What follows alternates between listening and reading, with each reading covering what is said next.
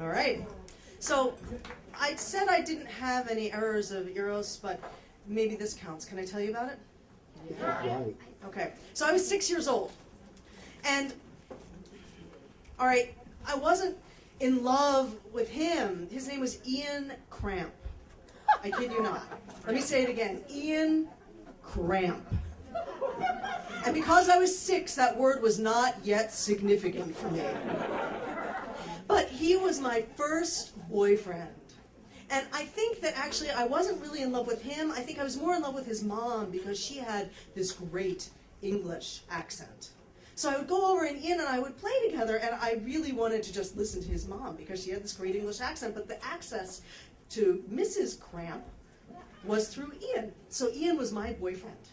And we did all the things that you do when you have a boyfriend when you're 6 years old. We held hands. And we played, we would run around and we would talk and we would draw pictures together and we would, sort of kiss. And that was the extent of it. Though I told my mother that we were making babies under the bed. The way my mother tells it, she's great. The only thing that kept her from being concerned about it was that she knew the bed was too low for us to fit under.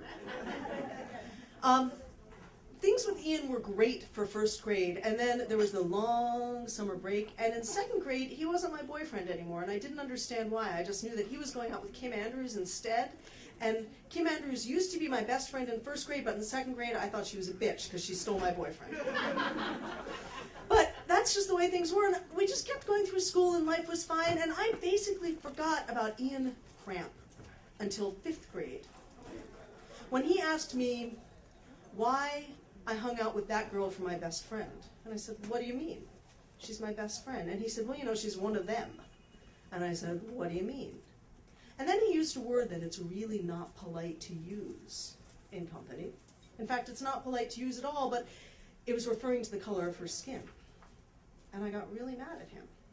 And I told him that I couldn't believe I ever dated him when I was in first grade, and you don't use that kind of language, and it didn't matter, it was none of his business anyway, and she was my best friend. And he said, uh-huh. And then he started picking on her, and he stole things from her, and he would hit her when they were walking down the hall. And I got really mad at Ian Cramp. And this is perhaps the worst final breakup that I've ever had because I threw him down a flight of marble stairs. Yeah, he never told anyone that a girl threw him down a flight of marble stairs. But I bet he hasn't forgotten about it. And again, I don't think that one was my fault.